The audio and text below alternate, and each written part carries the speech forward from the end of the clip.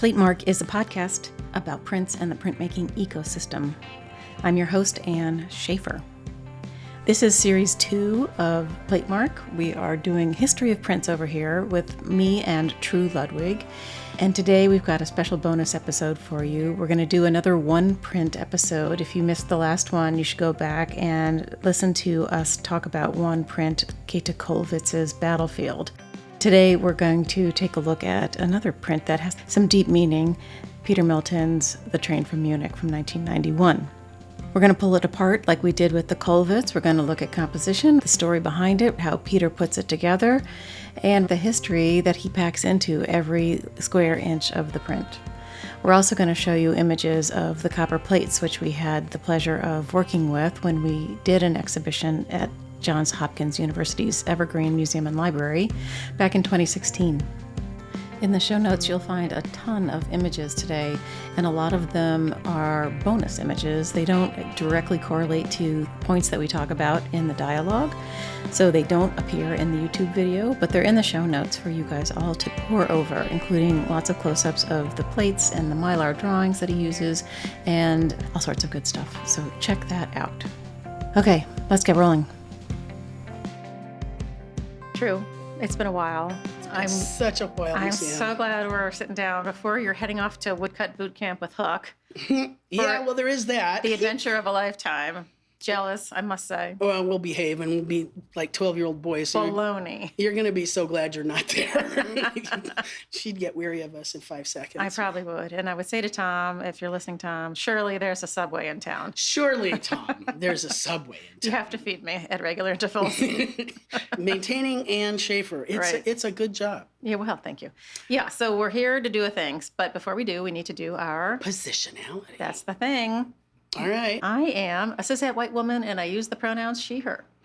I am a gay white trans man, and I use the pronouns he, him. All right. We're recording this at the Purple Crayon Press Da-da-da-da. in Baltimore, Maryland, the land of the Piscataway Conoy people. All right, so It's been 100 years, Anne. It feels like it's been a long time. But What was the last thing? What was the last thing we did? It was Hogarth. Mm-hmm, Hogarth. Oh, yeah. That was just around the election time. We've been in mourning. Sorry. Yeah, it's been a while. Mm-hmm. Yeah, so we're trying to get our history of prints muscles moving again. And by hook or by crook, we're going to do it. But we thought we would start with a warm-up, which is a one print episode, a bonus episode for all of you folks. And so we have selected another print that we believe is fairly perfect.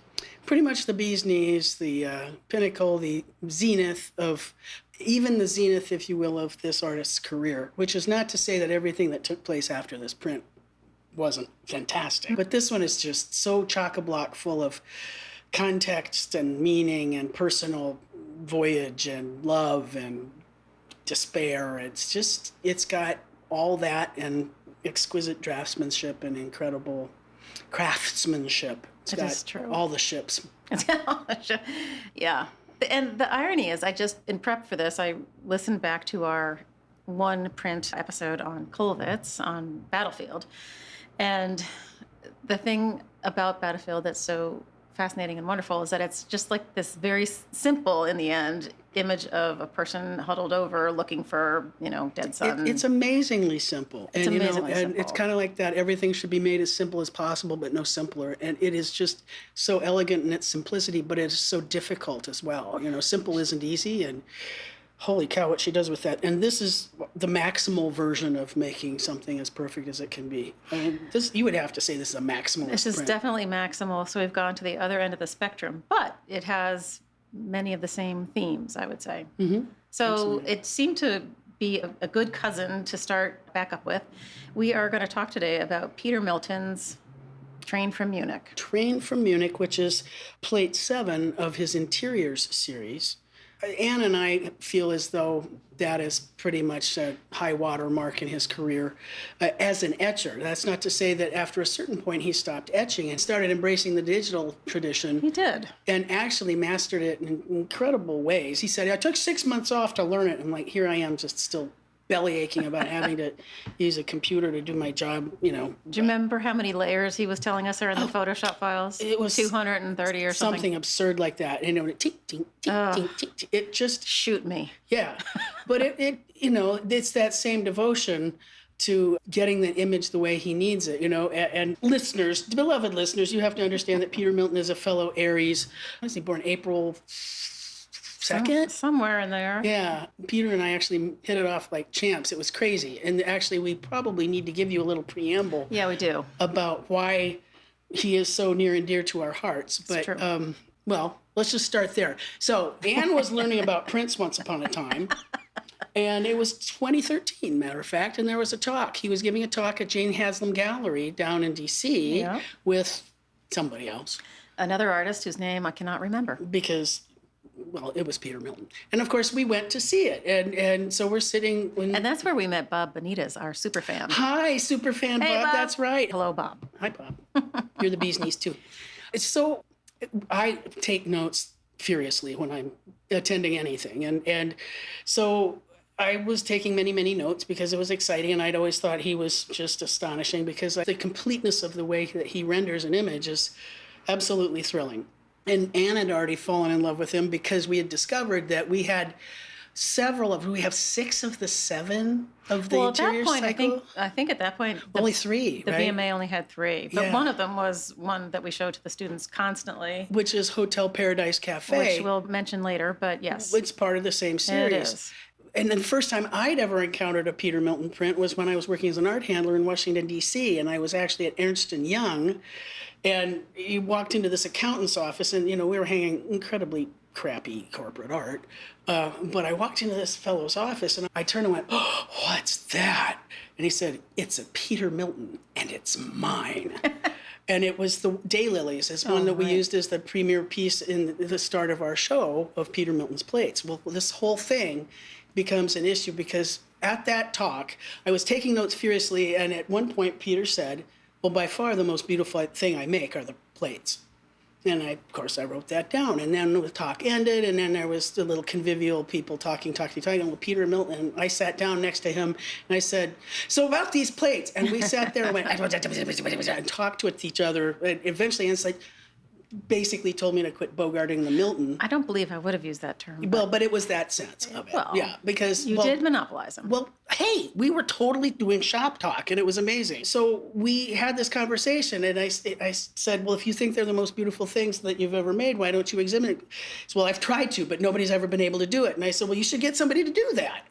And eventually I said, "I think we should do that." And so it turned into a show that Anne and I put together with Peter's plates and the magnificent James Archer Abbott. The magnificent Jim Abbott, yes. Yes, of Evergreen Museum and Library, gave us our venue to exhibit Peter Milton's plates and some of the prints. Yes, Jim was really generous. He let us do whatever we wanted. It was absolutely. great. And then we got this fabulous catalog that we're incredibly proud of. And it's everything we ever dreamed of. And as you look at the images that Anne's going to post, you'll see that there's incredible photography. And that was Mr. Kirk that took those. Yeah, Will Kirk. Yeah. And, shout out to Will. Yeah. And then because shooting copper plates is it's absurdly no difficult. Easy feat. How do you just exhibit mirrors so that you can see them and all the details? And so figuring out how to exhibit these massive plates, some of them are 24 by 36. They're big, or even larger, and doing it at such an angle and lit in such a way that you could see all of the handwork that had been done on the plates and be able to get a sense of just how truly sculptural the surfaces of these plates are. And that was also because Richard Barbihan was just aces at helping us fabricate how all of this was exhibited. It's true. He did a great job. It was exquisite. And you can bet that people, especially MICA students, were just glued to these cases with all of these plates in them. Yeah. So the issue was that at first, we'd had the conversation, and then it was in 2014, a year later, Anne and I drove up to Francistown, New Hampshire, and we met with Peter and his wonderful wife, Edith, and had lunch. it was a blast, and learned the whole story about how Peter Milton had actually been going to Yale as a painter and then had gotten his degree and then was eventually teaching in Baltimore and living on Utah Street. He was teaching at Micah, matter of fact, and he went to have his vision tested, and it turned out that he's colorblind, and that sort of changed his career. And he said, well, okay, fine. So he turned to printmaking. When we were looking at his garden, we were sitting there over our luncheon, and I said, your garden is lovely. He said, well, it's not so much a garden as it is what did he call it? It was like patterns or something. Yeah, so that's me, just to pattern and texture. That's right. Texture and pattern, because it wasn't about the colors of the blooms. It was the different shapes of the leaves and the different kinds of shadows that were held in all of these forms. And that's one of the reasons why being colorblind was not a tombstone, it was a stepping stone. And I think, going from being a painter of abstract expressionist stuff, probably all skewing towards the pink, to being a guy that does this exquisite work that brings to life in copper a vision that is all hand-drawn and all fantasy and all magnificence and all completely veristically drawn, even though it's wildly impossible at the same time, was something that we loved. So Anne and I had this conversation with Peter, and we got to go into his studio and so, and he goes, oh, there's the plate. And here's the plate for Train from Munich, just kind of leaning against the wall. And so the decision was made that we would get the plates and I would shine them up and we'd figure out a way to exhibit them. So we'd had this lovely afternoon, and it was the summer of 2014, and we drove away from Francistown with the freaking plate for Train from Munich in the back of Anne's Volvo, and we're going, do you know what we have in the back? We're like, oh my God, terrifying. It was amazing, and so it was just, we walked away with, the Holy Grail, and then I went up in the summer of 2015 and picked up the remainder of the plates and packaged them all up and brought them back down to Baltimore. And I had to remove steel facing off of 7 of them, and it was terrifying because I had to call up Bob Townsend and say, well, now what do I do to get this steel facing off of these copper plates? And he's, well, it's just a 3% solution of nitric acid, but you got to get it done in 60 seconds or you'll start etching the plate. And I'm like, oh shit, I'm going to destroy Peter Milton's plate. Well, all said and done, we stripped the plates and we got them all shined up, and being able to look at the plates up close and personal was a huge thrill, because you can see Peter literally in the plates as well, his hand and his visage in the plates. And so we're going to share some of that with you today, because it's just astonishing to be able to have the opportunity to see the plate and the initial drawing for it and then the ultimate print. So to us, it was the complete life cycle. And then eventually we had our exhibition and we had arts talk, and it was wonderful. And I won't say any more because Anne's giving me the look. I'm not, God dang it. You are too.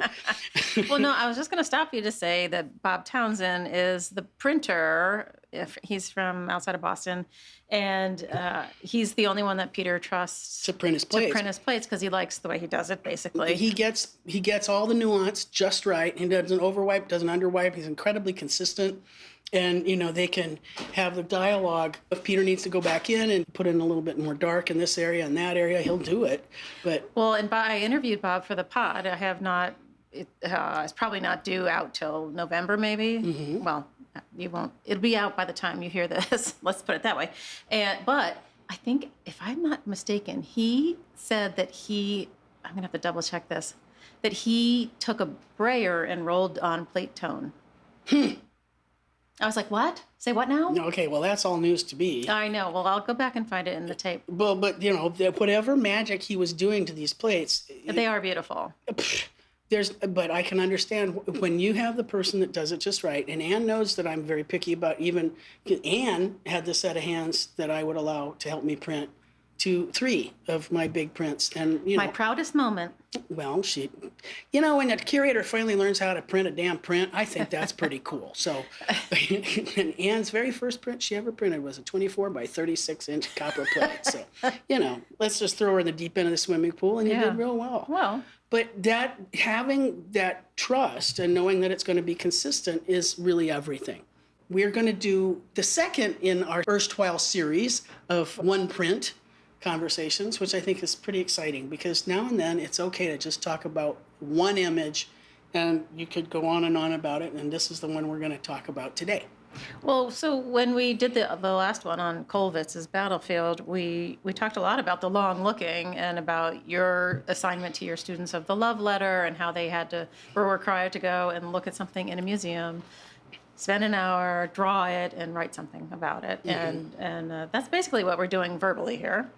We're gonna I have to write a 1,000-word essay. I guess A picture is worth 1,000 words. exactly, and so invariably, because they're the musicians at Peabody, they'll put the little word count at the end because You're kidding. oh hell yeah! Oh course. my goodness. That's pretty cute. Oh, that's funny. And it's like, oh, this is 983. Sorry, you fail. You know, but no, the thing that will cause them to lose a letter grade is to not have done a sketch, because it's the sketching and the looking. You know, as Anne would say, the image rewards scrutiny. That's right. And when you have to sit with something and try and figure out why it's going this direction or that direction, you learn a lot about it. Now, I defy anyone to go and sit with this image, The Train from Munich by Peter Milton, sketch that up for a love letter, but hey, any one of you is completely welcome to give it a shot. Well, and people did sketch little portions of things. Like Yes. it wasn't, you know. Well, and you know, for the MICA students, they would do a passage, of course. Yeah. All right. So Train from Munich is A series, a cycle, if you will, of called Interiors, and he had been working on it from 1984 to 95. And that makes sense, you know, because if you look at how involved these images are, it makes perfect sense. And they weave together fantasy and memory and tragedy and music and love and longing and erstwhile kinds of hope, but it's always marvelous. They're kind of film noir also. Yes, they're very filmic. But even more delicately rendered than, you know, Sam Spade and Sure. And these prints all take place in the 20s, 30s, 40s, and the one we're talking about would have to be essentially post-war, or right in the thick of. I think it was 1939. Matter Yeah, of it was fact. on the eve of. Yeah, because well. Eve for who? Okay, so now when we talk about how do you want to go about this? Shall we talk about the subject matter first, and then we'll talk about the technique, and then we're going to talk about where it might go? So let's back up. So when we did the Kollwitz episode, we decided to use Tru's very well done and highly honed 31 years worth of thinking sheet. Excuse me, 34 years. 34, Sorry, 34 years. And it's a sheet that says some things to consider when discussing a work of art, and it's supposed to be a guide for students who are doing this love letter assignment. And many times these will be musicians. These will be let's just say they're non-art majors. Right. So it's their first chance to really go looking. Right. So to give them some signposts about where to go, this is what I've given them. Yeah, so there's this great outline, and it covers on the sort of upper level atmosphere scale, subject matter, technique, movement, and composition. So we're going to run through everything in the same way we did with Kollwitz, just because I think it's interesting. They're so different. They're so the same and they're so different, you know? And I think it's going to be a worthwhile exercise. Well, but, so are we going to explain how we found the Kollwitz to be the succinct simplicity of what's being rendered there devastating, and this is maximal? With the Kollwitz, it's one figure, one woman working her way across a battlefield of bodies with one light source, which is a lantern she's holding to try and find her child. And it's all in the darkness. And it's actually incredibly simple, but very, very complex at the same time. With Milton, it's very complex all at the same time, period. I mean, there's everything in it. Even one might say the kitchen sink, the subject matter of The Train from Munich, it comes from so many different sources, and yet it all weaves together into this magical image. Well, and that's the thing about Milton and his work. When we met him, I was so grateful you were with me, because he would run intellectual circles around me, and you guys were off talking about, you know, the church in, I don't even, Bremerhaven or something. I was like, I don't even know how you know what church that is.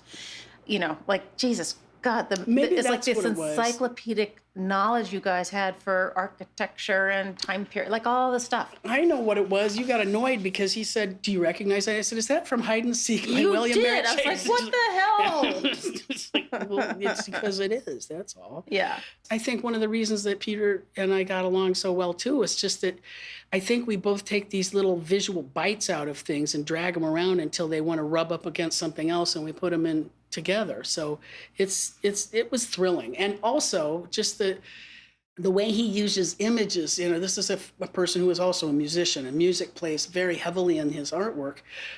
By the way, he did study briefly with Nadia Boulanger. Oh, that's right. And I'm like, you what? Yeah. I was like, who's that? But there are these little leitmotifs, these little nuances, little nuggets. It's sort of like a earworm that'll work itself out in a print. So he, on the Old Print Shop website, who is his dealer, who has all the plates that we used for that show now. I know, they're so beautiful. Except I got to pet them. Yeah, they were pretty cool.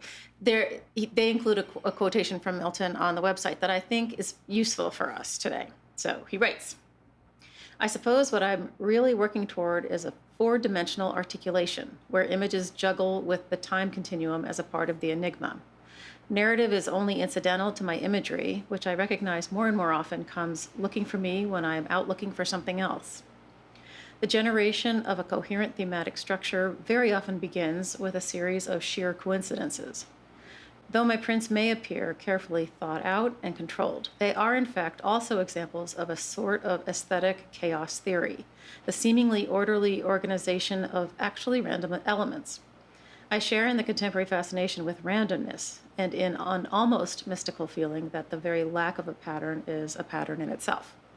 So it's almost though he has an idea, but as he's working it through and he gets these ideas of, let me pull in the facade of this, or the lighting from this place, or this character. And then eventually... And then it twists and morphs. And morphs and morphs and morphs. As it goes. And then what he'll do is a drawing on Mylar, when he uses what he calls sugar ink, and he has this peculiar technique that he uses of his own. And he'll do the drawing, and then eventually we'll get into that conversation about how it gets into the plate. But when you finally see the entire print, one of the things I remember the best about looking at his, because Peter and I have this ability to sort of love all the minutiae of things and then go sliding into naughtiness. And he said... Well, and you talk in shorthand. Well, so we're looking at this thing, and I said, wow, it's just so elegant. It's just so complete. He goes, yes, well, I had to pass the stone. Oh, geez. And it was like, oh, yeah, I got it. Because you just stick with it until it's done. And we both laughed and laughed, because it is. It's an affliction, is what he would say, when you have this idea, and it's not done until it's done, until the fat lady sings. Well, it reminds me of your tap history. Well, yeah. Actually, in a lot of ways, because there's a lot of elements that shouldn't necessarily work together, and then suddenly it all tells the story in this, Yeah, it's a collage of these different things. So he's created this completely veristic, seemingly photographic, but completely impossible, magnificent tableau. And it's called Train from Munich. And the reason it's called The Train from Munich is because, go ahead, Anne, it's your turn. He also writes about this on the website. There's a catalog raisonné of his prints online, petermilton.com, or maybe Peter Milton Prints. I'll double check. I think it's petermilton.com. But he writes notes about this particular work, and he talks about his wife Edith, and he talks about where it started. But essentially, the story is that. Well, before we even tell you what the story is, maybe we should just pretend that we've never seen it before. Like we're students from, Peabody that had to go look at this incredible image on the wall.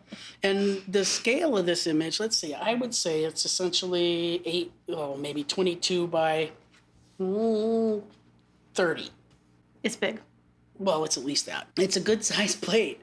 And that's the other thing that's always lovely. His plates are never the size of anything standard. Oh, It's not 9 by 12 or 12 by 18 or anything like that. The image, the aspect ratio is what it has to be. So let's pretend that you have walked up to the wall and you see this image on the wall. What do you see in this very dark image? Well, the interesting part about it is, we talked about this with the Kollwitz print as well, is where does your eye go first? And you would think that for this print, your eyes would go to those very white, bright doves first. But mine always goes inside the train station waiting room where those lights are coming at you.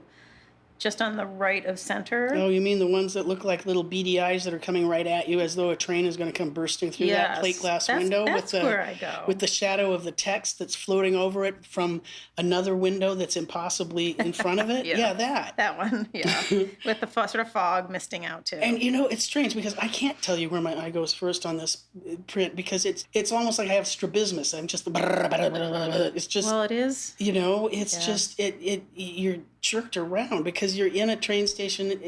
It has all of the kind of activity going in it that you have to read it all at the same time. So yeah, I can see why your eyes would go there, but and even these beautiful white dove shapes. If you were to squint, and my students would say, "Oh yeah," well, I'll go, "Okay, now squint or soften your gaze," and I say, "Yeah, this is a squinter." The first thing you would see are these glorious white dove forms that are fluttering across the front. But if you start to focus more, it's just chock-a-block full of you're obviously in some kind of a public space. There's a flight of steps coming up from the lower left-hand corner, and there's a woman that is ascending those steps into what must be the grand platform. Concourse or something? Of a train station. And there's a series of columns on the left, and then there's a kind of a waiting room and a flight of stairs that moves on up to the right and wraps around. And there's smoke coming within and without. And then you see that there's a gentleman that's looking at the staircase, but is he there or is he not there? Because the floor is coming through him. And then you look at other things, and things are floating in front of other things, even though it's as though there's a scrim of reality, and things come and go and come and go, kind of like Grand Hotel. Yeah, the way he does that sort of transparent figure thing, I just don't understand how he does it. And that's all pre-digital. Right. That's all hand-drawn. It's all pre-seen, It's astonishing how he builds these. It's so cinematic.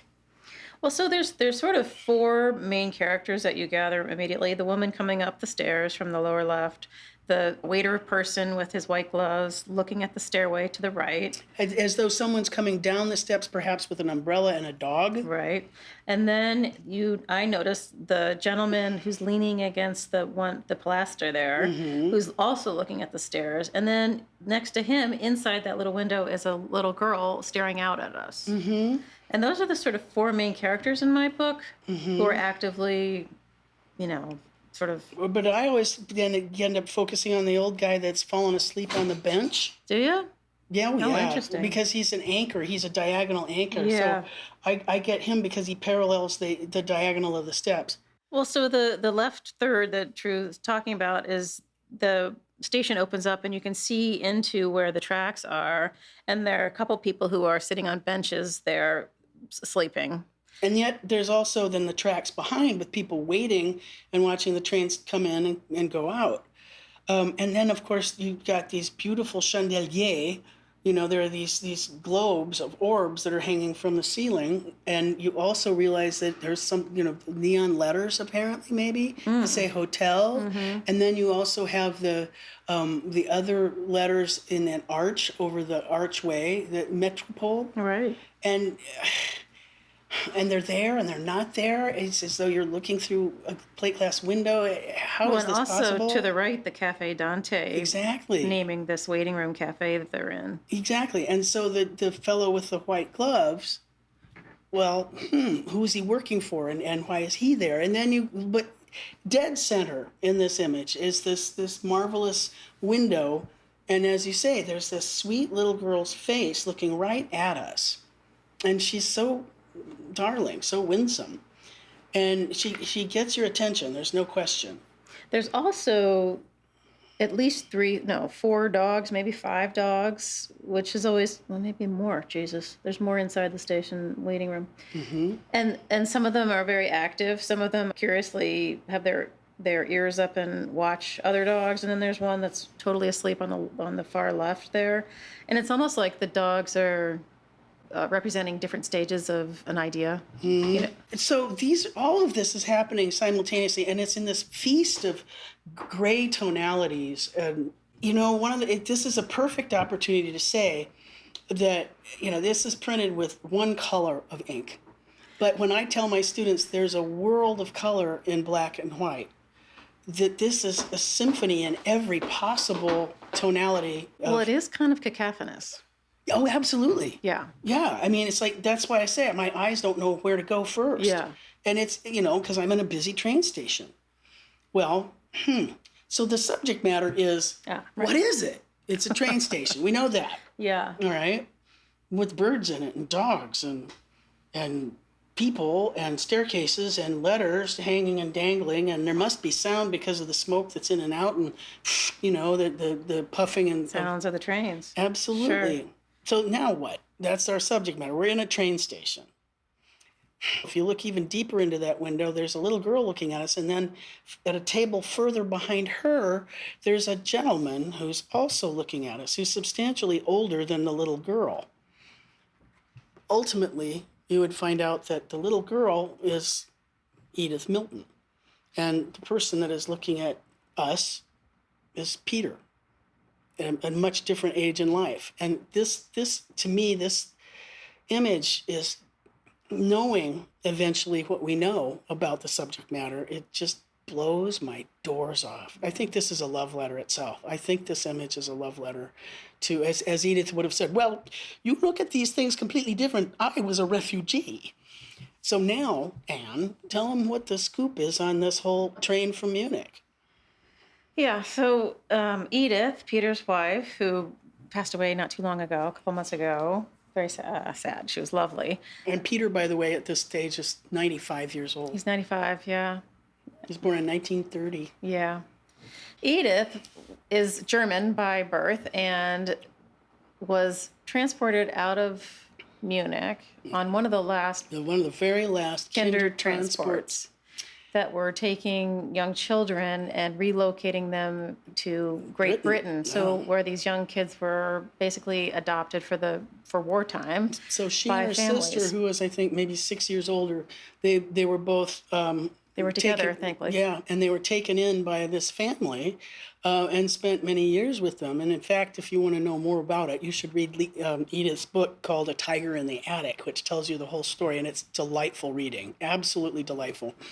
So you got a young girl who is being taken away from her homeland and won't see her parents.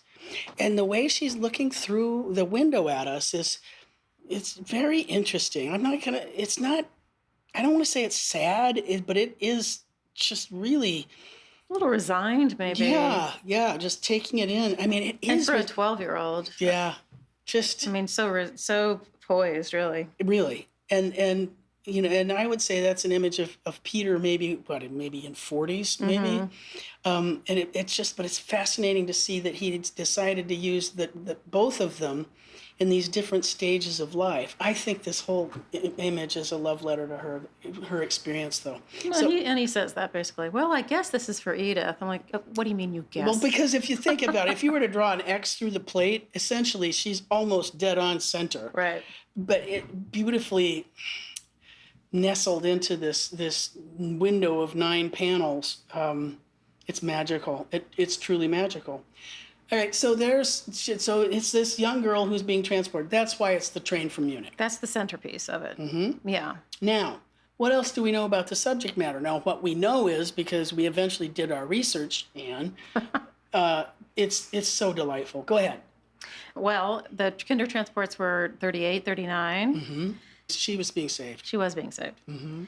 We know that basically this is a whole story about the things to come, looking into the future and knowing bad shit's about to happen. Because everything here is so elegant and lovely. It is. It's just hanging in this peculiar balance. Yeah. And the thing that's coming is this pair of eyes of this train that's coming straight for us, which you might not realize until later. But ultimately you realize it's this monstrous thing that's coming straight at you. Yeah. But it takes you time to get to that. To me, that's not where my eyes go first. Funny.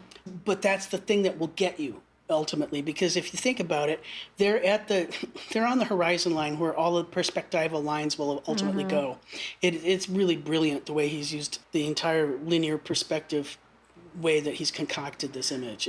Well, and there's moments of potential chaos going on, but there primarily are these signs that people are just not paying attention. Completely. It's not unlike now. It is not When you unlike think now. about all of the dreadful things that are going on, and just thinking, yeah, well, life goes on every day, la la la. Even though we're deporting people and stripping people of their rights and having to send people away, and people are losing their families, the more things change. The more they stay the same. And the only thing we learn from history is that we fail to learn from Don't history. learn from history, excuse me. It's still all here, It's really not at all unlike what we're experiencing now. It's just beautifully elegant in this 1930s trapping. Very elegant. Okay, go ahead. Well, so the other thing you need to know about Peter is that, in general, nothing comes into the compositions by mistake. Oh, no, there's nothing accidental. No. There's no filler ever. One of the things that you'll be excited to know about this is that when we did the exhibition, we were able to have the Mylar, the original drawing for this. And oh my God, you guys, this is so scary to move these things because it's sugar ink on Mylar. And the way he does it with this ink that you can lay it on, but you can also flick it off with like a toothpick. It's like the dust on butterfly wings because, if don't spill your coffee. Because it'd be my gone, God. right? Oh, so you've got yikes. the initial drawing, which is amazing. And then what we did in the catalog was you have the initial drawing, and you can see all of the thought processes, and that it's hazy and kind of lovely. Well, and how complete it is. Oh, complete. Like he's, except for the doves. And that's the thing. So he had this entire vision. You could see what it was all going to be. And then the Mylar gets exposed to a photosensitized plate. Now, it is still hand-drawn, but there is a photographic element to it. But once it's been exposed to a photosensitized plate, that plate is then dipped into acid, and the acid starts gnawing on the copper. And so the acid's going to do what the acid is supposed to do, which is eat away at copper. And it's not going to give a fig about what where the lines are. Yeah, and so it's only going to a certain degree. Yeah, and it'll change, and so it's, as he would say, it's kind of the great destroyer, And so it gives and it takes, it erodes, it gnaws away at things. So when it's done being exposed and bitten, he'll get the plate, and then he'll go back in, and he may darken certain areas by doing some engraving. He might do some more hand etching. The thing that's so interesting about this plate was that it was so dark that he decided he needed to lighten it up. Now, he'll go back in and burnish. Of course, the puffs of smoke are much lighter in the final print than in the haziness even of the original Mylar drawing. Or the little lamp, the lights in the lamps and stuff. Yeah. Everything in the original drawing, I would say, is essentially between like a 40% and a 60% value.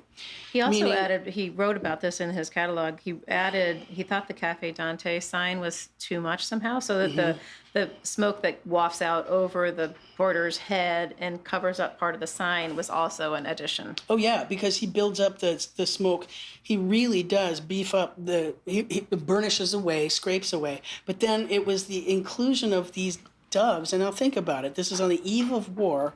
This young girl is being transported away because of impending war, and it's these doves that are wafting through this train station, which are extraordinarily beautiful and gleamingly white. And so that is this is where you start to understand that etchers are sculptors on a very level playing field, because that requires scraping away all of the information that was in the plate and digging down into the plate and then burnishing it all out so that there is no trace of what had been there.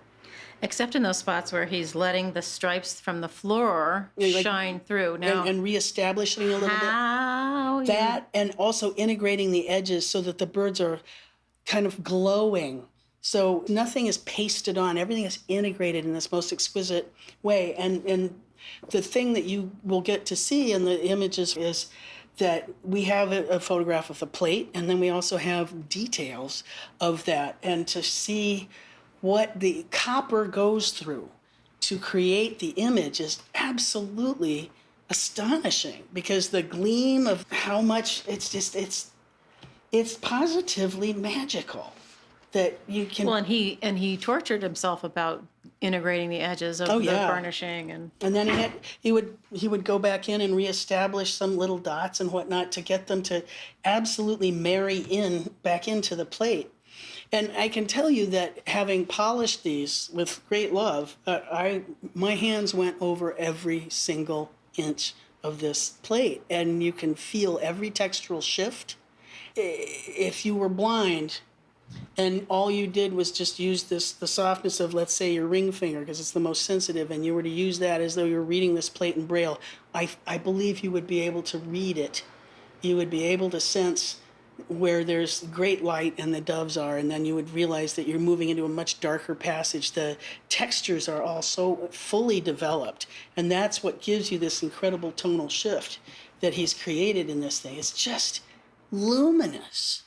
I don't understand. We were chop-fallen. It was just so glorious. And then to see the initial drawing and to see that the creativity never stops. It's not done until it's in the plate the way it needs to be. And it's actually, like I was saying, the value, if 0 is white and 100% is all black, the drawing itself is maybe only from maybe the 40, 50, 60% value. But in the final print, you've got 100% blacks, you got 90% blacks, you've got 80s. The doves are 0. They're absolutely brilliant white, but it's so much darker than the original drawing. Mm-hmm. I'll bet you that when that first came out of the acid, I bet you he was gobsmacked. And I bet you he was like, it's in so a dark. good way or a bad way? I think he's bright enough to know that at this stage, because he'd honed this, that it was going to do what it's going to have to do. Right. But what I tell my students when you're making a print is that you have this idea and you're going to tell the plate, this is what we're making. And it comes out of the acid and it says, well, this is what we're making. You go, damn. Or you go, okay. And then you figure out what your next attack will be. And what's your next campaign on this plate? What will you do differently? And there are things that in the initial drawing that you might not necessarily notice right off the bat, but in the final plate, there are things that he would refer to as, he has the thickest bevels on the edges of his plate. They're almost 1/4 of an inch wide. And yet he uses the bevels. The reason you bevel a copper plate is so that when it goes through the press, the blankets will be eased up and over the edge of the plate and back off. But he actually puts information into the bevels. So he particularly mentioned, I didn't want it to become a Milton mannerism, but we also have it kind of is. But it's, if you haven't looked at it. I find it charming. I don't think enough people have gotten to look at enough of it to think it's a problem. When you see her lovely hand that's going up the banisters, but it's actually dangling over the edge of the plate, that's brilliant. To see the where the train is heading towards us and those lines on the floor are extending into our space beyond the square of the plate, that's brilliant. To bring us into this top left corner or have the little bits of the chandelier go slightly outside of the box, that's brilliant. It's a completeness that you don't see anywhere else except maybe in Dürer. So is the compositional goal to, you're breaking the plane, so you're disturbing the window mm-hmm. into which you're looking at a scene. Mm-hmm. So it brings you more fully into it? I believe so, yeah. Yeah. It's a beckoning, What it does is it makes the print extend beyond the box that it lives in, for me. Yeah, no, I agree. And it's just, such a clever and lovely come thither. And it's one of those things that talk about rewarding scrutiny. It's like you need to know to look for it. And then all of a sudden you go, there, he said, that son of a, he did it there too. But you understand why he wins. And so, being able to see the completed print as well as the original drawing and the plate, I think is completely instructive. If we were able to see the original plate for Kollwitz's Battlefield, can you imagine how rugged that thing would be? I wonder where it is. Yeah, because the figures that are all submerged into the inky darkness, right. That's bitten so deeply into the plate. Right. And that's what I'm telling you on this. You can feel all of it. In fact, even on the detail of Edith's face that we have a photo of in the catalog, you can really see how worked that plate is. There is a ton of texture, even on this young girl's face, and it's sort of almost in a strange way kind of a halftone, but not, because they're not dots. They're these different kinds of marks. But there's no line, really. It's all different kinds of mark. It's almost like textures. Engraving. Yeah, it is. Yeah, you go ahead. You can say it's almost like engraving. I mean, a lot of it, he does go back in with a burin, so it is engraving. But it's how the reproductive printmakers would have these distinct patterns for satin and fur and whatever else. In the hair, I mean, look at the way that they're those little, marvelous little wing-shaped V's that create the darkness of the hair. And you can sense more burnishing in the shoulder. And then the whites of her eyes. Look how beautifully complete her mouth is on this minuscule drawing. It's just... I just noticed there's smoke coming over her forehead. Absolutely. It's just magical. And then if you notice, there's a light shift in his figure too, that subdivides his hand and his wrist. It's this gameplay of light and shadow. It's just... Well, his attention to every millimeter of the composition is, I think, unmatched. That's honestly, there's so few artists that you would see that have this much attention to every detail. That's why when you look at a Dürer, when he quotes the Melancholia, that geometrical figure, it's the same kind of thing here. Well, he's got Night, Death, and the Devil in this one. Yeah. The horse. So up in the upper right corner, above the wall along which the stairs run, in the right-hand corner, is the equestrian statue that Night, Death, and the Devil is based on, which is in Rome somewhere. Bartolomeo Colleone. That one. It's in Venice. Yeah. Thank you. Sorry, it's in Venice.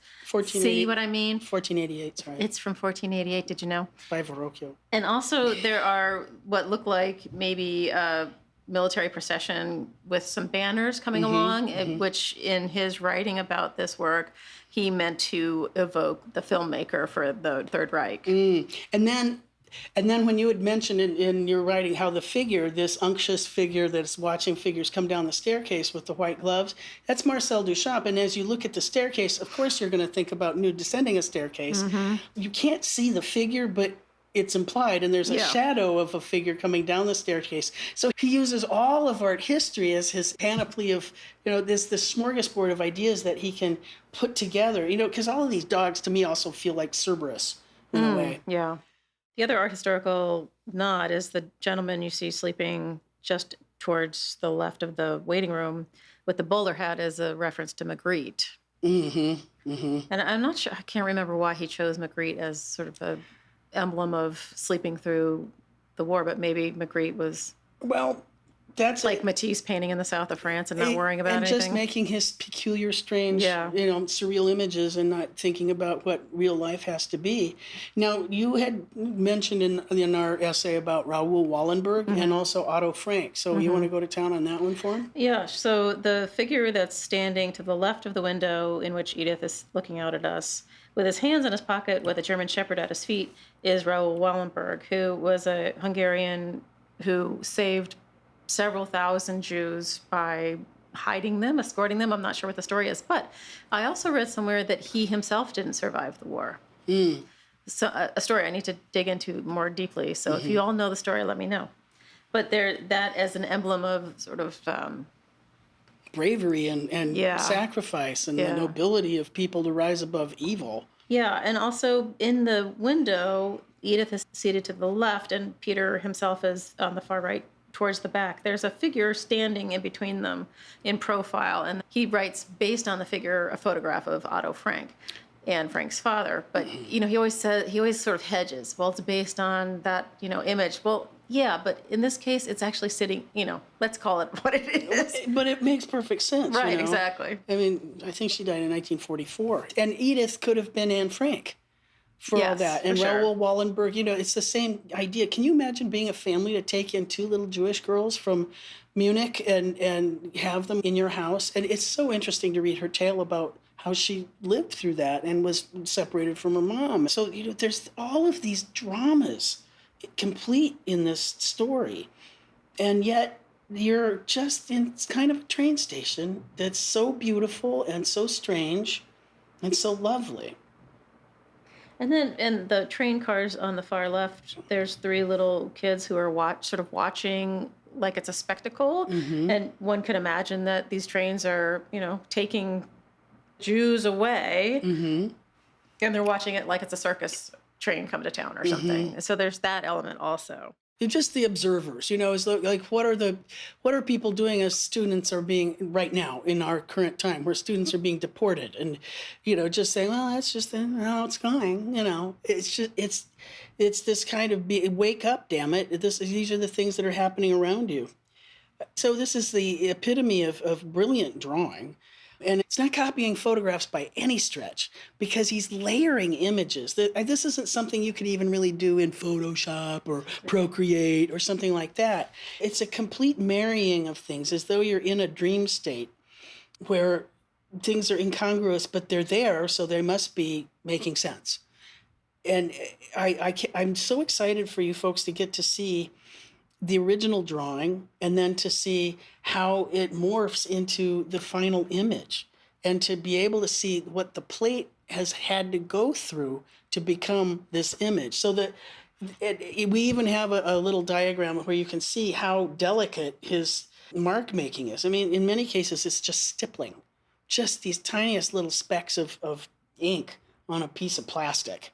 And let me tell you, moving that is terrifying. Yeah.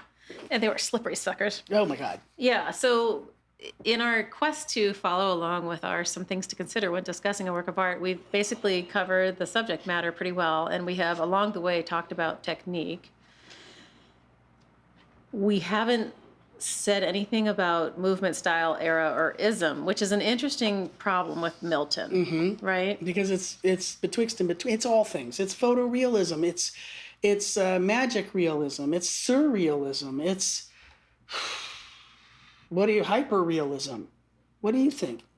I think it's all of those things, but the problem is that he's making these in a period of time when people are more interested in pop art and expressionism. Illustrative narrative work is at the very bottom of the pile. So if people overlook Milton constantly. I called him a titan of American etching.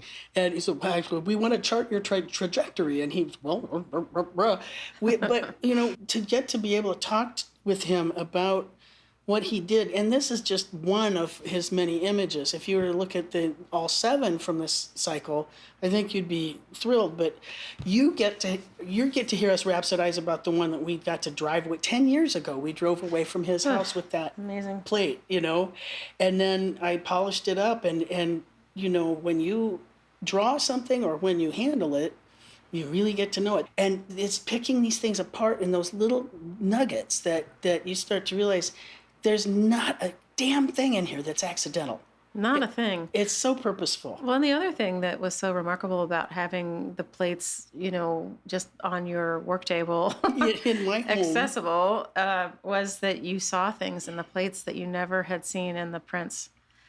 And vice versa, I'm sure. And the other thing, it was because I polished them to a mirror sheen, you end up seeing yourself in them. Well, we do have a lot of photographs of ourselves in the plates. But it's at the same time, it's a self-reflection. I mean, it almost was the bizarre kind of meta version of how we experience art and finding pieces in it that completely hit us right in our own hearts.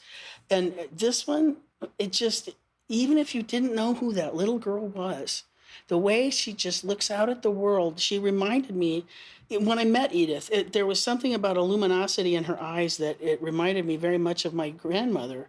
And I could just sense this little girl who is being thrown into this maelstrom of what the hell, but you have to be removed from home or you might perish.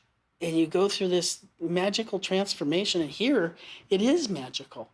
But when we know that behind all this beauty, there's such evil, absolute evil, and it's beautiful decay, So now we've talked about the technique, and we want you to realize that it is not just photographic. There's one aspect to it when the original drawing is burned into the plate, but then the fact is that he goes over every single inch of this and modifies it more. So it's really his very own kind of thing. I've never encountered anything else like it. It's not like photogravure. That's not even. Totally. Well, it's just different. It's not even the same thing because there's so much more texture that's in the plate here. Yeah. That, it's hard won. And then the ism we've talked about, he's everything. He's outside of most of it. Yeah, in much the same way that, go ahead and try and put Goya as like, is Goya a Rococo artist? Right. Is he a Romantic artist? The answer is, and it's just he's outside his time, but he is very of his time. And the only reason we know his time is because he existed. Right. And so that's our fantastic Miltonism. I just hope that he hears how much we love him. I miss him. I know. Yeah, and then the last elements are the composition. So we talk about line, shape, color, texture, space. But we did. I mean, it's such an unusual composition in that it's all over everywhere at once. It's a frieze, though, if you really think about it. Suspended in time. It's cacophony, but silent. Because here's the thing, it is cacophonous, but then if you look at the march of like bar lines across this image, the stabilizers, which is a column, another column, a pilaster, the frame of a window, another pilaster, the archway, there's the march of these verticals that give it a kind of a ceremonial kind of a time. It's as though you are in a procession, It is a frieze. And there's another thing about images that are this rich, that, this thing, it could be, it's like a Callot print. It could be what we have here, like 4 by 8 inches. It could also be 10 feet by 40 feet, and it would be believable because it's larger than itself. It's so full that I think inside your head, it could be any size it needs to be. And I feel as though this is one of those images you can absolutely walk through and into. Just even the coming up out of the basement, Right, you can totally put yourself right there, coming up the stairs. Like it's almost like you're on this escalator of time, You're wafting through, and then this cascade down the right-hand side, and then the way you're led up by these gleaming, glorious doves, that would be a piece that wouldn't come. It would be so hard won. And, at the end of it, 69 million people across the globe would be dead, And this is because we don't pay attention. Think about it. It only took, how long did it take Hitler to dismantle the whole thing? 53 days or something like that? The more things change, the more they stay the same, It's stay awake. And I think that's one of the things that he also puts in these. They're so lovely and so outside of our time, but they're all of these little things that are so dazzling and interesting. And that's why I find it fascinating, Anne, that for you, the train that's coming right at us, that, it's just headed right for us. That's almost a futurist thing, and you can hear it. And the way he's used the light around that, it gives it sound. Well, and it's impossible. It wouldn't be coming up the track that way, right? Not. Like it's all wrong. Completely. It's not. Which makes it more terrifying. Absolutely, because it could happen. I mean, it's like one of my childhood nightmares. Exactly. and so we are wildly pleased by this, and so it's got all those good things. It's got light and shadow. It's got chiaroscuro to the zillionth degree. It's got a depth, a field, Everything is in focus in this. It's hazy, but it's also in focus. Everything is readable.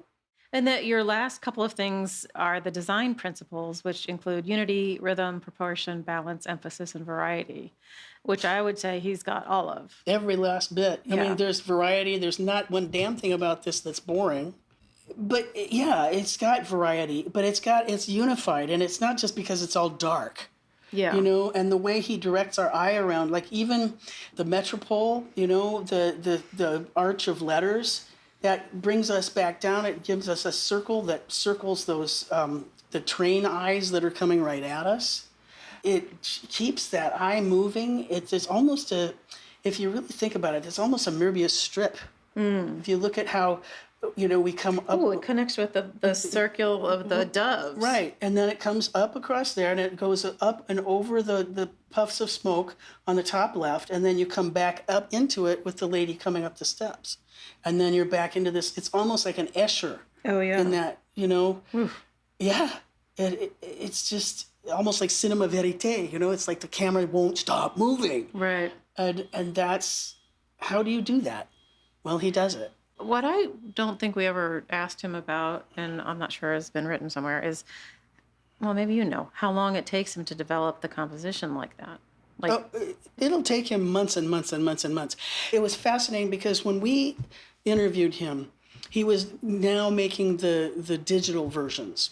And so actually it gave you an opportunity to see him put something in, take something out, put it in, take it out, put it in, with take a it out. click. Yeah. And with the way he was drawing You can this, see why you'd be attracted to that absolutely, mode, for because sure. when I'm putting things, I'll use tracing paper and I'll do a rehearsal for it. And, with the way that he draws the things on there with the stippling, and then he can knock that stuff off with a stylus, he could draw it in and knock it out of there. So months and months and months and months, seriously. I mean, it's not, I just sat down and did this Right. one weekend. There's no way you could do that, I think it's interesting that it's on Mylar as well because of the way it's so strongly scaffolded. Because I've talked about the vertical stabilizers, but then you also look at how he's got the horizontal stabilizers and the way he's using the floor tiles, and he moves us back into space. And then we, have the window frames, and then we have the cornices and the skylights. Mathematically, it makes perfect sense. I was trying to think if it's almost the most square of It the is. compositions. I think it is. I mean, lots of them have verticals of architecture that help, but there's always like a swoop or something, except for daylilies, which stops you up short because of that mirror. But it's so much closer. That's far closer to us than. Right. But you see, our depth of field on that one is, what are we, maybe 7 feet away from the guy that's standing in front of the mantle. Right. And then everything that's behind him is going back into the way back. But it's still not nearly as a deep space situation as is in the Train from Munich. So Train from Munich sinks back into time and dumps forward into, it's almost Baroque in that sense. From the here to the hereafter. It's like it's seamless between the past and where you are. And I think in that regard, I mean, even, we've got all the other things like the points of departure and Nijinsky and all the others.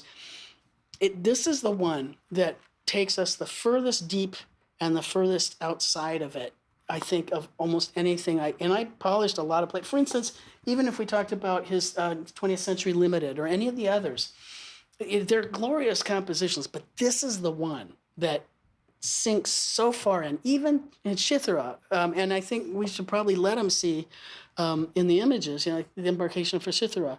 Just, it goes back, but nothing goes as far deep into this thing. It's almost like going to the core of the earth, with those train eyes. It's inspired. It is. And I think it was devastating to us to see them. And we of course, we love them all. And I got to almost basically make love to all of those plates.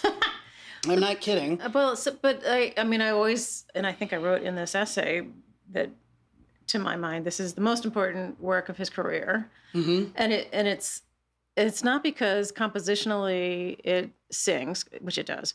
I think for me, the importance is that a lot of the work is pretty much fantasy. I mean, there's elements in it that are drawn from the real world, but it doesn't attack a piece of history quite like this. And it also doesn't attack something so effing personal. This is the thing. And that's why it's like, this is the only one that has... This is like the heart of Peter's because this work. is the only thing that has his wife in it, as far as we know. I mean, the kids show up sometimes, Naomi and... Yeah, but that's like with the kitty, Esme, their cat, and so on and so on. But this is Edith's story. And it's him observing from within and from without the story of what happened to Edith at this incredibly difficult time of history, of her life. Well, he's unable to help. Yeah. And he can't protect her. He can't. Yeah, and he's literally sitting there. If you look at it, the way he's got his hand limply, it's like the only way he can help is in retrospect by making this image. And I think, and that is why it's a love letter. And it's staking it in her history, along with her book, obviously. But it's a pure love. Absolutely. Just watching them, even when I was, they were in their late 80s when I was working with them, just their banter and their care for each other. And it's that understanding about this moment in this young lady's life. It's almost proprietary. It's like he's protecting her from decades later. I'm trying to think of other relationships I mean, surely there are many couples who have loved each other as deeply, but there's such care and respect, and and just to have created this entire reality around this one little just face, one moment. one little face that's looking out at this big, weird, strange, scary world that's going to fall apart at any time. And honestly, when I'll have my students in class do, I say, put your hand over the doves, just cover them up. And that's one damn dark world. There's no release. Yeah. There's no way out. And if you think about what a stroke of absolute genius it was to completely eradicate what had been there and let that light of hope in there, that's the thing that there was an end ultimately, and at what cost. And honestly, just having the opportunity to realize just what that Mobius strip, it is almost like watching history repeat itself again and again. And it's this ping and pong and back and forth that, it's, and sleep of reason produces monsters, this is telling us things that we need to be paying attention to right now.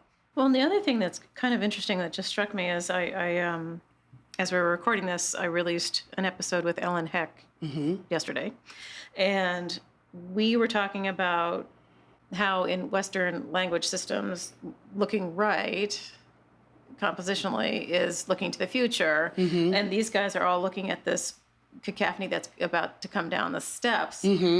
But they're all focused that way except for little Edith, right? And Otto Frank. And the guy that's completely asleep in the chair. And the guy who's asleep on the job.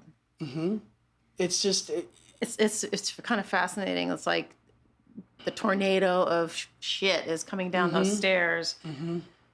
And he's just hinting. It's kind of fascinating that he doesn't have to show anything except for the edge of an umbrella and a shadowy figure. And a blind man's cane. And a blind man's cane, the blind leading the blind kind of a thing. Right. And looking at the Mylar, it's really helpful to just think about this was all in there to begin with, Yeah. Except for that cane's not there. I think, no. And it's his repetition of that. And the umbrella. Or maybe it's there sketched in. No, it's not. Fascinating. You can't see it. And the Cafe Dante and look at the shadowy figure against the wall on the steps has become far more pronounced. Yeah. In terms of balancing it. Yeah, you can see the Bartolomeo. And the aqueduct on the top right there. Oh, fascinating. So, to see how much he has manipulated this even more. And that's the thing that's also so marvelous about printmaking is that it's so mutable. John Sparks, who was the founder of Mica's printmaking department back in the 70s, would say, where there's metal, there's hope. This print's not done until you've done everything to the plate that you possibly can. Because if you went with your original drawing, it's not the print. No. It's not. There's little Edith, there's Peter, but... He gets at part of it, but not all of it. Yeah, because there's so much more reality that he can pull forward. Look at even the smoke leaves a shadow on the wall. Yeah.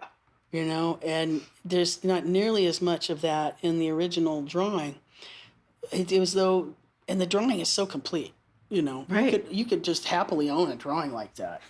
But it's like practicing. It's like when you're playing a piece of music and it's not done until the decay of the sound. And I think why the conductor is like, don't move an inch. Yeah. And this is that moment where before the audience starts to applaud or bursts into tears, it's miraculous. I honestly adore how I'm left hovering in this. Well, it gets me emotional, this one. Absolutely. And the more we've talked about it, it's just, yeah. And God bless her. Edith was wonderful. If you read her book, it'll help shed some light about what happened with this little girl.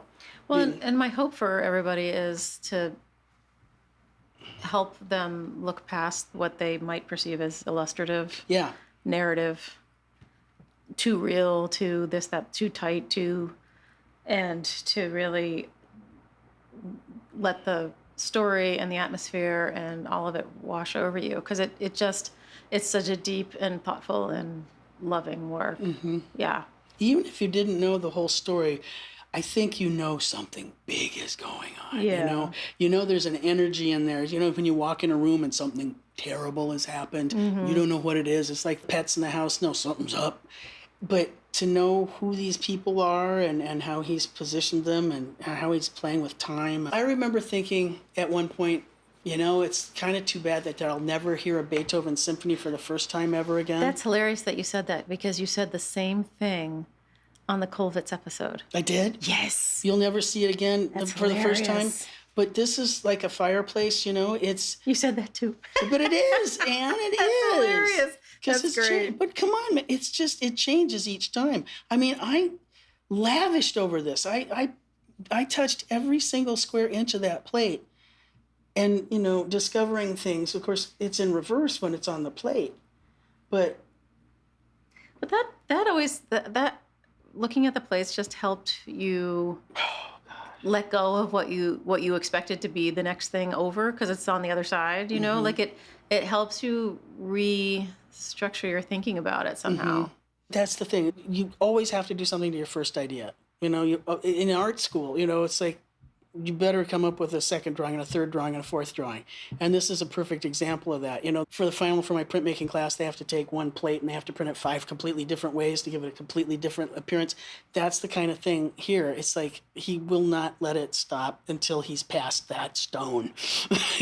And God bless him. I'm so pleased that we got to be a part of that voyage. And I look forward to you folks having the opportunity to experience this with us when it gets out there on the airwaves. Yeah. Well, and also, if you've listened this far, you'll be happy to know that we do have hard copies of the catalog still if you're desperate for one. But there is a PDF of it online that's easily accessible, and I will include a link to it in our show notes. And that's really pretty because the full color. Thank you, Jim. Jim and Lisa Pupa was our designer. Yeah. And the format of this thing is like the dimensions of it are of the plate, and it's everything about this was, we tried to honor his thinking and his design concepts in the way that this was laid out. And I don't think we said that Evergreen, the museum and library, is part of the Johns Hopkins University. So we also have to nod to Winston Tabb, the dean of the division we were in. I mean, we were so lucky. And didn't Sarah Levy help us out? Sarah Levy did help us out with funding. Yeah. The lovely, fabulous Sarah Levy. God, one of the coolest ladies. It's like, I want to grow up and be like her. Yeah. So there you have it. And that was also one of the neatest things about that exhibition, was watching her walk into that and get locked into the plate. Little tiny, she couldn't be more than 5 feet tall. Yeah. But just boom, locked in and like. People, I mean, when you were there watching people look at the things, people who weren't even really interested or, familiar with printmaking and how it all worked, were just like gobsmacked by the copper plates. And by far the most beautiful thing I make are the plates. Well, they're gorgeous, they are. And in there you have that whole world of color. So lucky you folks. We'll catch you next time. Yeah, thanks for doing this, Tru. Hey, thanks. Off to Huckland.